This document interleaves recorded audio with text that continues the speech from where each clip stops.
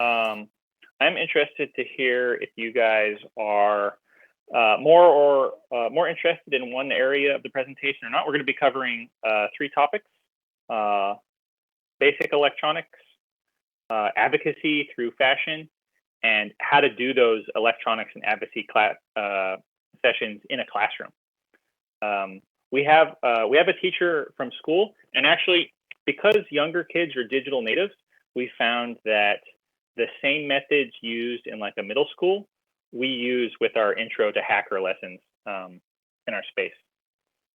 So it's pretty relevant if you want to just get a bunch of people together and all start building. And if you're a teacher, it's super relevant because you should be doing this in your classroom. Okay, let's see. I'll start in just a minute. If people join late and you see them, feel free to share with them the YouTube link in the shared notes. They're working together, but if they can start their own session from there and join the Discord just a few minutes later. Okay, let's see here. I'm going to hit play on the YouTube video. These folks are here with me. I'm going to go out to the other room and join them in a moment. But we were nervous, so we pre-recorded our what we wanted to say. Here we go. Hello and welcome, Hope Conference. Today we're going to be talking about MakeFashion EDU, a collaboration between 2 nonprofits, STEAMhead and MakeFashion, where students combine fashion and technology in an outfit that they designed from the ground up. And they learn design thinking skills, technical skills, practical building skills, and most importantly, they use these skills to express themselves and become advocates in their communities. MakeFashion EDU has proven to be a powerful entry point for students from all perspectives and backgrounds, but especially for girls who are hesitant to engage with science and technology subjects. Again and again, we've seen fashion tech excite and activate students who wouldn't normally think of themselves as technical to start using technology as a tool, and it has alleviated their fears that tech is too complex or alien for them to understand. As well as on the other side of the spectrum, we've seen very technical students start out thinking that they're not creative and that they don't think of themselves as designers. They embrace this process and realize their power for self-expression. And if you ask any educator, they will tell you how hard it is to find classroom projects that combine this kind of openness and accessibility with a topic that excites their students to learn and explore STEM subjects. And MakeFashion EDU does that. Our first speaker is MakeFashion EDU director and co-founder Carrie Leung, and she'll be talking about empowering young people to become advocates. Next, MakeFashion EDU program developer James Simpson will discuss the different technological solutions the program has experimented with and developed in Shenzhen, China. And finally, Twila Busby will share her perspective as a teacher working in the classroom implementing MakeFashion EDU and working to improve education from the ground level. Let's get started. Hello, Hope. My name is Carrie Leung, a lifelong advocate of education as change and progress. I've been an educator in various forms for 20 years. To me, it is very important to have the ability and confidence to change the world around you, to modify, to customize, to advocate. I'm here to share with you our method of how we take our students on the journey from being a passive consumer to a confident creator to become an inspiring advocate through fashion and tech, and of course with academic learning integrated into all of this.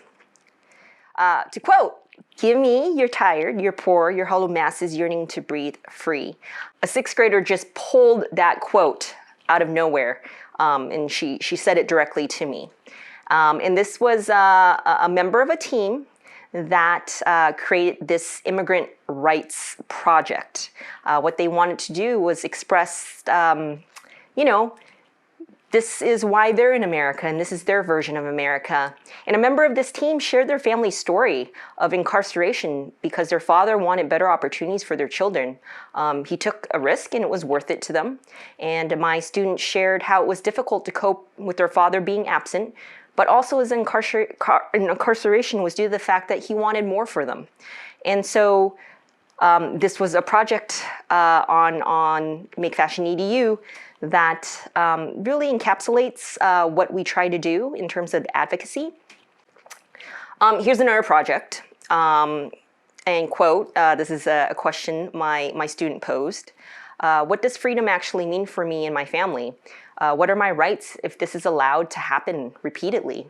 And she was posing this question to the class, really, through her project, because everybody wanted to know what she was doing or what that team was doing and what why they're, this is pretty graphic, why they wanted to express it in such a way.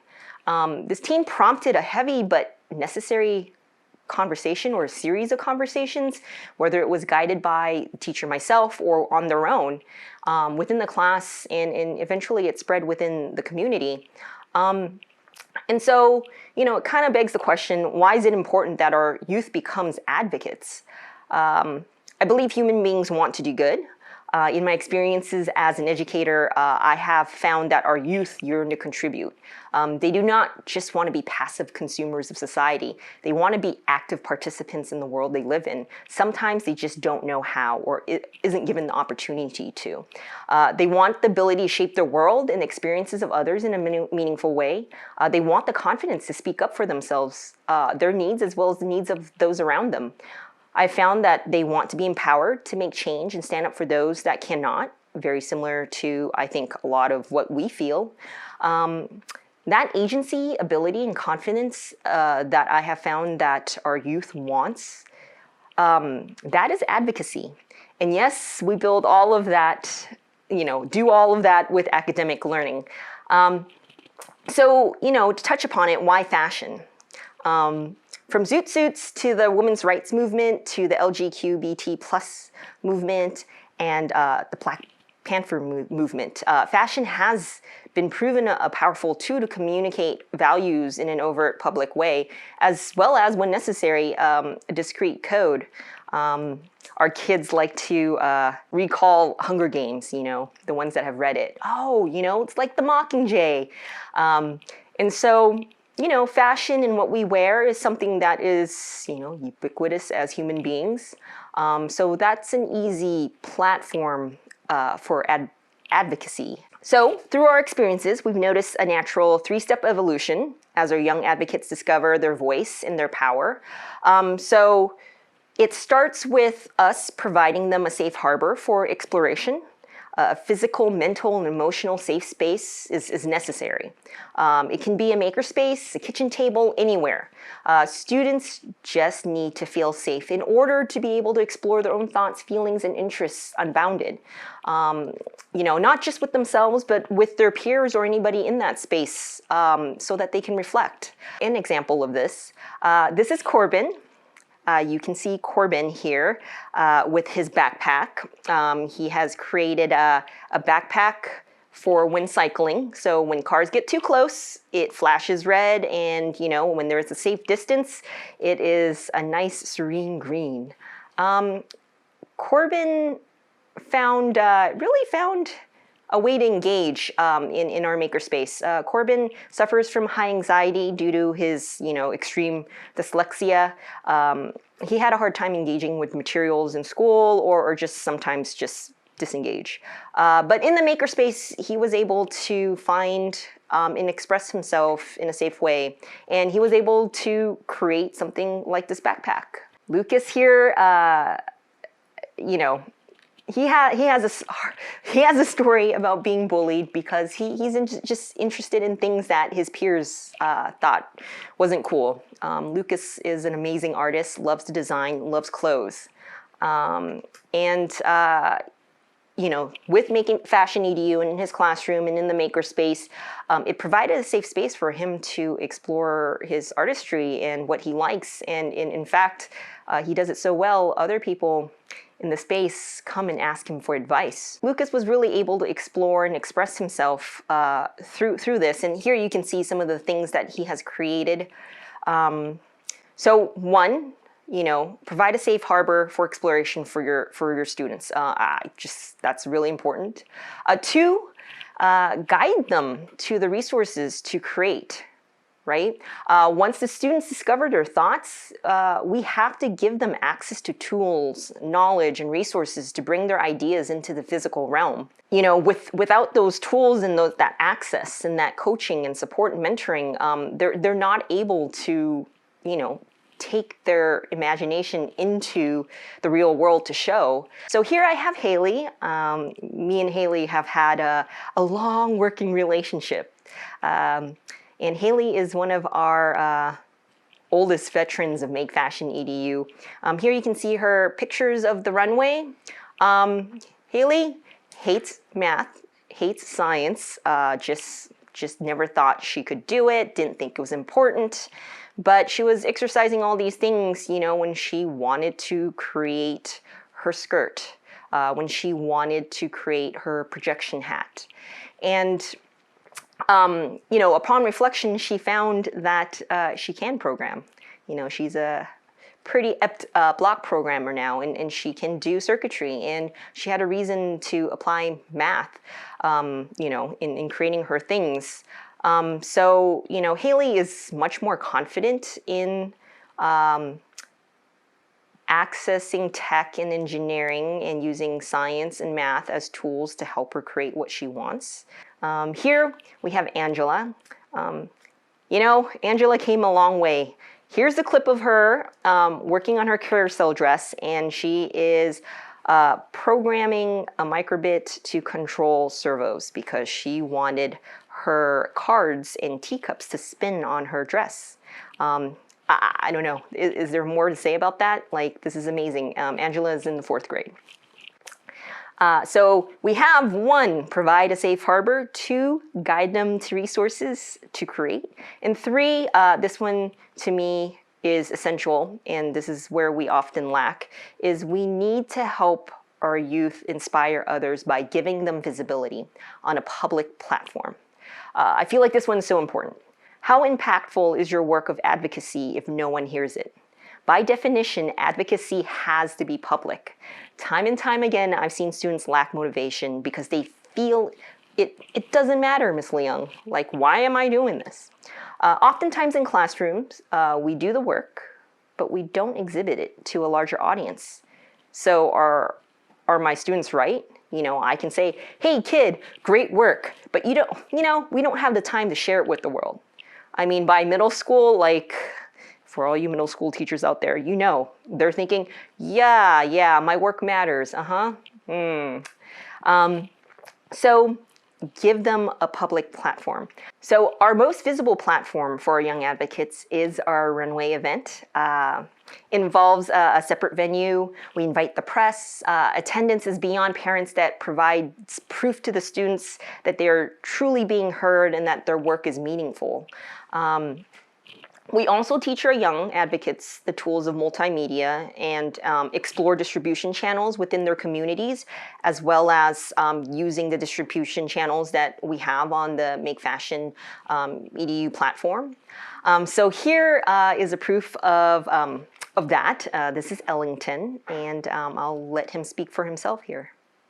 5th grader Ellington Reed made a colorful dog mask that has a meaningful message behind it. I want to press like everyone is different and you should not judge them by the looks. He says his design represents acceptance and treating everyone equally. People are mistreating people and it looks negatively, and I want that to change because like we should be all open mind for each other. So thank you for attending and finding your way to MakeFashion EDU. Through our experiences with MakeFashion EDU and our ever-growing community, we have really seen the impact one student can make on themselves and their community, and that's an amazing thing. That's what we want. So advocate on.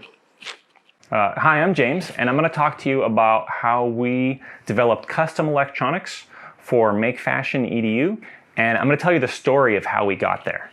How we began teaching classes with Arduinos, and we moved up through tech and custom development, reaching out across our whole community, business community, parents, teachers, students, to build something new and unique.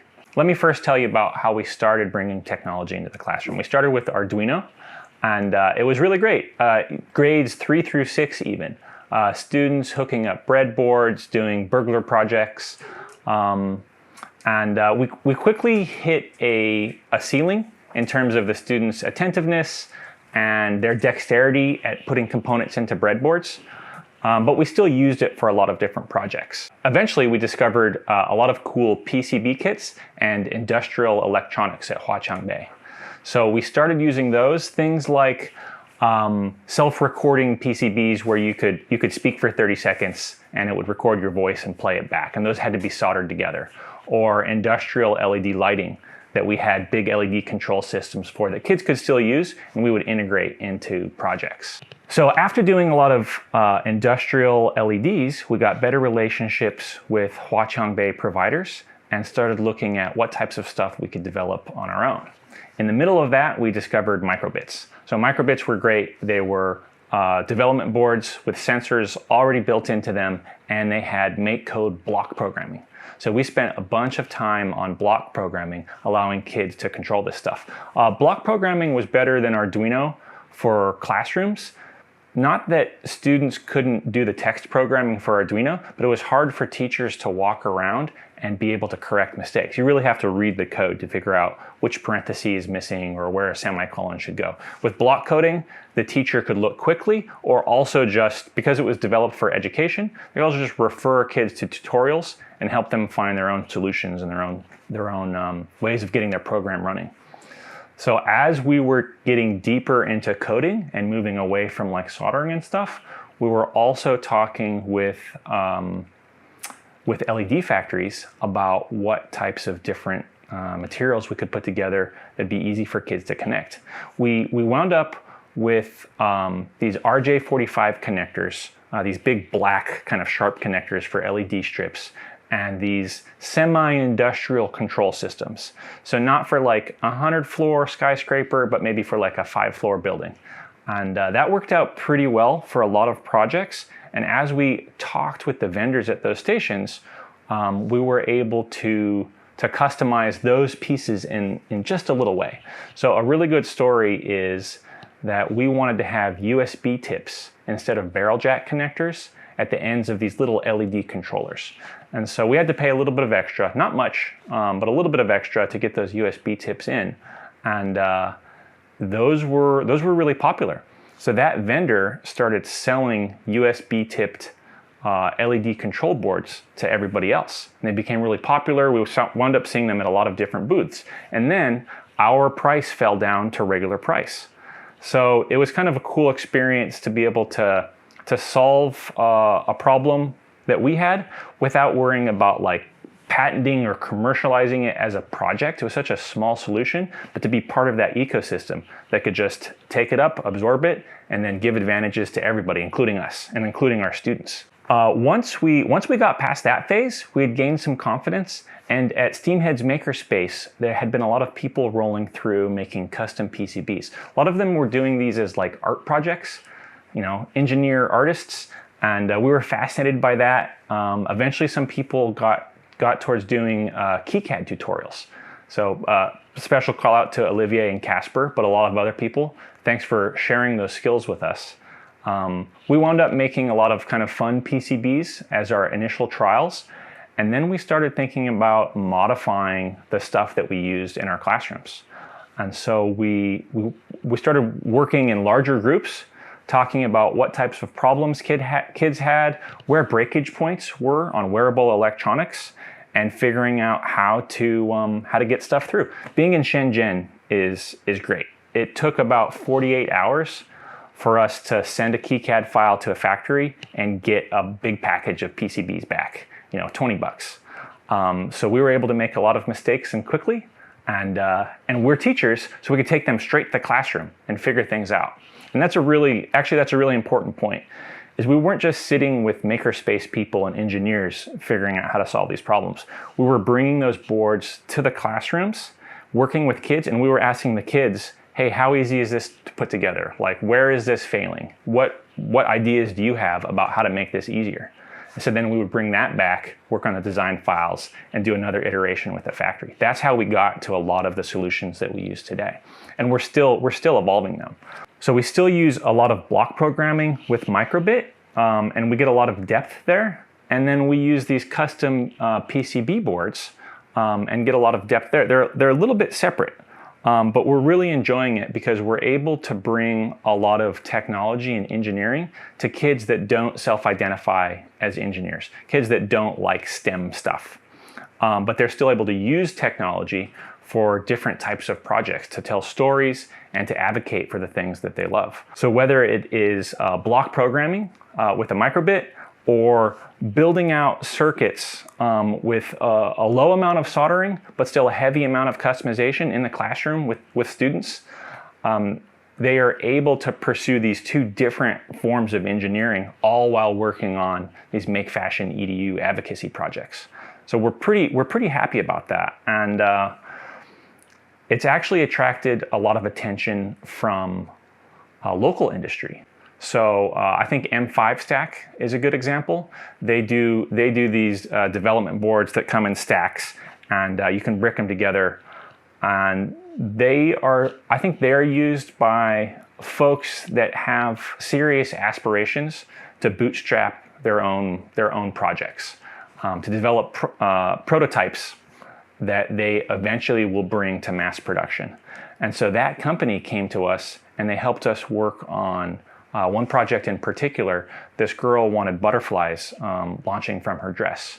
And so they were able in their prototype shop and then later on in their factory to make butterfly launching devices for her dress that they later on published on their website, and they were selling hundreds of them within days of the announcement. We went to that factory with the girl. We worked on the problems that they had with their first versions. The butterflies weren't launching correctly. It turned out some of the wires were difficult to plug in, so we switched the directions, smoothed off a few corners, and wound up making a second iteration on the project. So M5 and Maria coming together on the butterfly dress is just a good example of how industry and education, students and makers and parents are coming together to build new things, new projects, new stuff that goes out into the rest of the world. I think that electronics development was a lot more about community than I expected. Just having the skills to sit down at KiCad, that's what we thought we were missing, but we wound up pulling a lot of elements through to get these projects completed. I was really inspired by an event that we had at Steamhead called a Game Jam, where people get together to make games. And it's not a bunch of programmers that get together. It's artists and storytellers and play testers and usability experts. Like a lot of different people come together to make a successful game. Same thing, it turns out, is true for electronics. So when you are going out to make your custom electronics, make sure you recognize the resources that you have around you. So to wrap it up, we looked at how initially we brought Arduino into classrooms and we're helping kids prototype their ideas.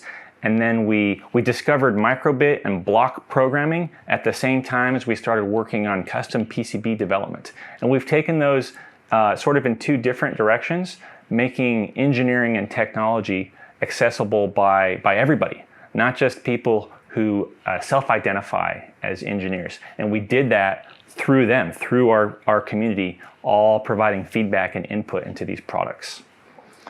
Hi, my name is Twila Busby, and I live in Tucson, Arizona. I've been in public education for 25 plus years. Before that, I had a dance studio, and I tell you this because I'm going to tell you a little bit about how I came to MakeFashion EDU and what I've seen it do for my students. So when I got my teaching certificate, I was hired at a fine arts magnet school to teach dance.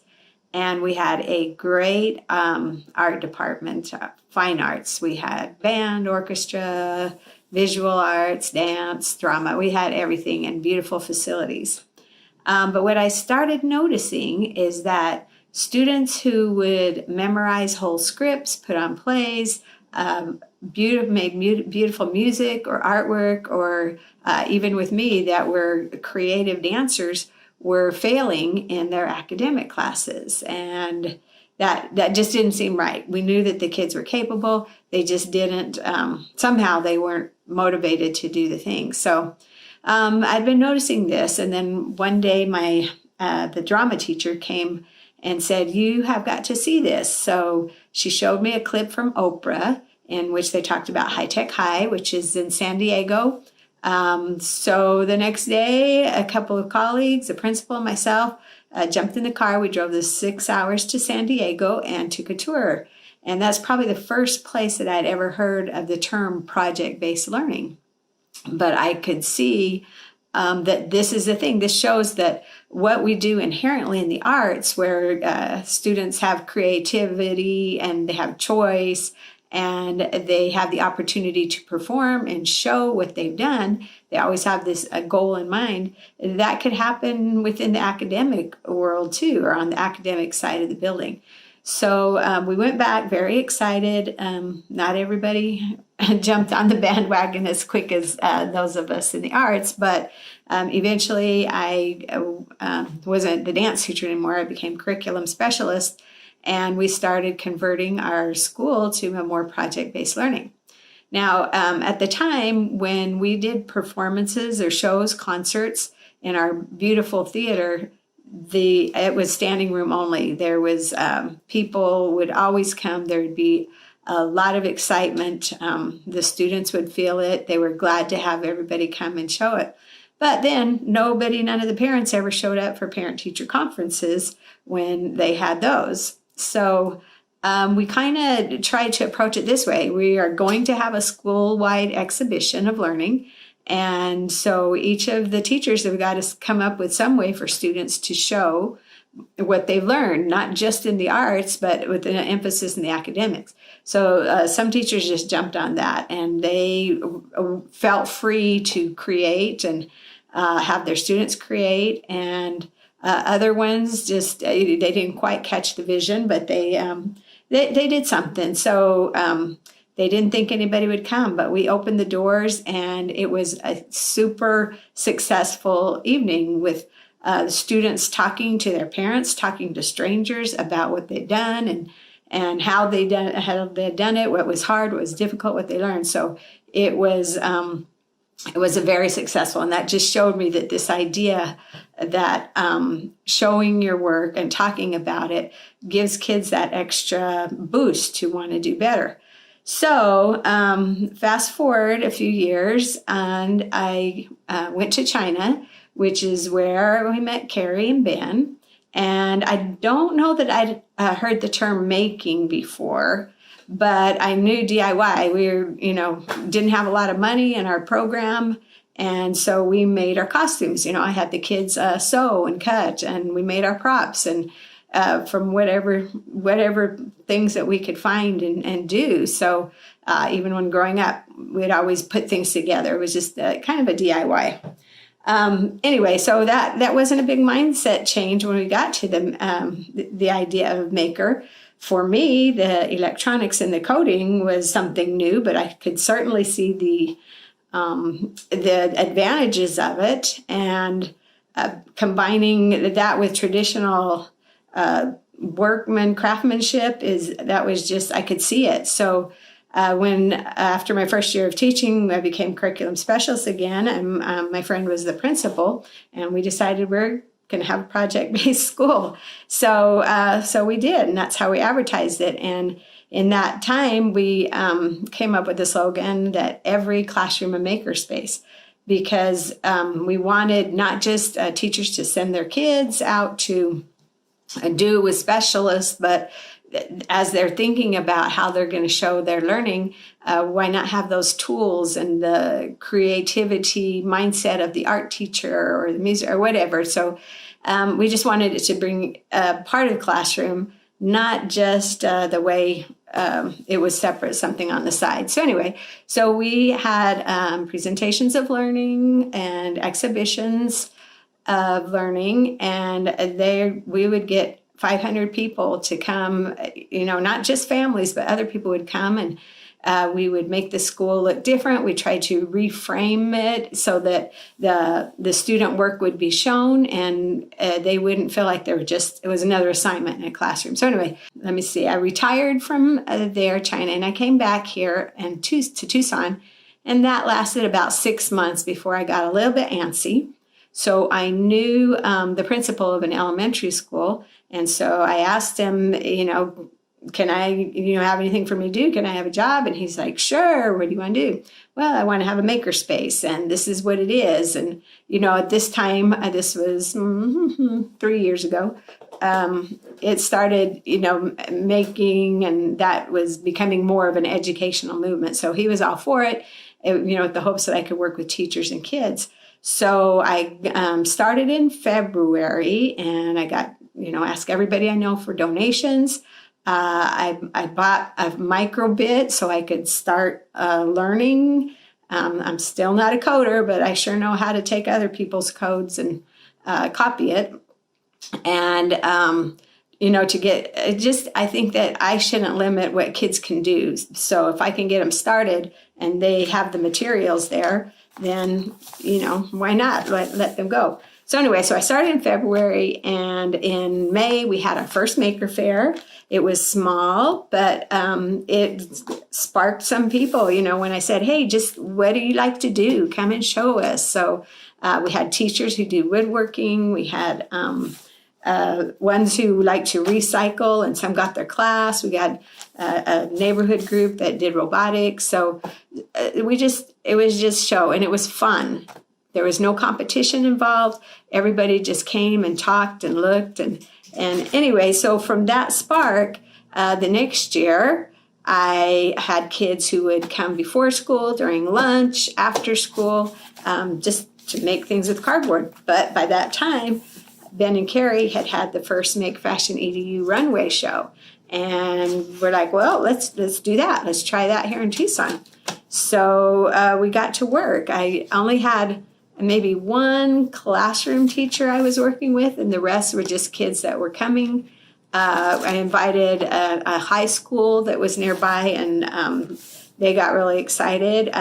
My sister works at another elementary school, so she started doing it with her students, and we all wanted them to be able to tell their story through what they wear on the runway, but also to learn some skills, to be able to use those skills to create, to take what's in their head to actually be able to put it in the physical world. And I saw that happening. And my own biases, I thought, oh my gosh, these kids are not, the boys, they are not going to want to sew. They, even though in China I had seen that was not a problem. Here I thought, no, our culture, that sewing is for girls. So I had some sewing machines that were donated, and the first thing in there, the boys are all over it. They want to know how it works and what to do. And then it just kept going from there. We had a great show, and I'll never forget the little girl that came up and told me this was the best day of my life. And it's just because they haven't had this opportunity. With my little side note advertisement, our kids are tested too much, and they have been told that they do poorly on tests, so therefore they're not smart or they can't do. And it's just, there's so much time spent on that these other skills that are actually going to help them when they have these opportunities on tests are just put on the side. So I can see the kids gaining confidence. I had one little boy who's in a special ed classroom for part of the day, but boy, he is quick, and he sees things. He gets frustrated quickly and quicks and cries, but then he'll come back. And even just seeing him learning to crochet, that took some patience on his side. But when it comes to programming and coding, he sees it. I see a lot of kids that, although they have great creativity, they've never had a chance to do it, and so they quit. They haven't been persistent, and they don't keep going. And because they, once you do a worksheet or answer that test question, that's done and that's it. So this is something that we have created within our system to take that persistence kind of out of the kids, and let alone give them any opportunity to tell their stories through other things. So that's what MakeFashion EDU. I've seen it. We did our second show, and the quality of the products was more. It had more kids want to participate, even some just as designers, not as models. And then the other thing that we added to the show this year was our gallery, where after the show, after the last runway, when everybody walks around, the students all went out and stood by a poster that had their story on it, with a picture of their design and the story printed on it. And they stood there by that so that people could come out and talk to them and ask them questions and take pictures.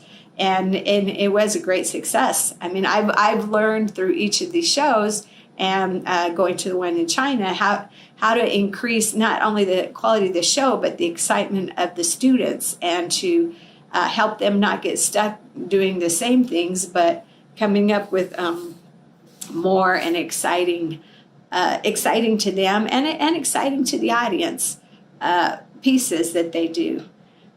So for me also, I mean, making a Maker Faire, I always have to explain, and we still had a Maker Faire. And we were planning one this year up until the pandemic, but I still have to explain what making is, Maker Faire. But whenever I say MakeFashion EDU and it's a runway show, people get it right away and they're excited. And when I write for grants or donations, they just understand, oh, that's great. They're learning about coding, they're learning about sewing, traditional. What I love with my students is that it's also brought families in, because they would say, my Nana has a sewing machine. It's like, okay, well, now you can show her how to use it and be a part of it. And so, I mean, there's just so many things that it has done and different aspects that, of course, I get very excited talking about it, but it's just a good way. I thought it was going to be just girls, but I've got boys too. But it is a great way for girls who don't think they're interested in technology, because that has to do with robotics and they don't want to do that. But by making an outfit or a scrunchie that lights up or anything like that, it just opens the doors and helps them see technology, their creativity. Again, like I said, persistence, sharing. They talk to people. They've been interviewed by a newspaper and TV. And it just is such a good thing to do. So I'm happy to be able to talk to you and share my experiences. Thanks so much. Bye-bye. Well, thank you for joining us today. If you'd like to find out more, the speakers, as well as other members of the MakeFashion community, will be available on the MakeFashion EDU Discord server to answer any questions you have on a variety of topics. So please make use of the remainder of this hour to find out more about our program and learn from our experiences. Hope you have a great day. Bye-bye.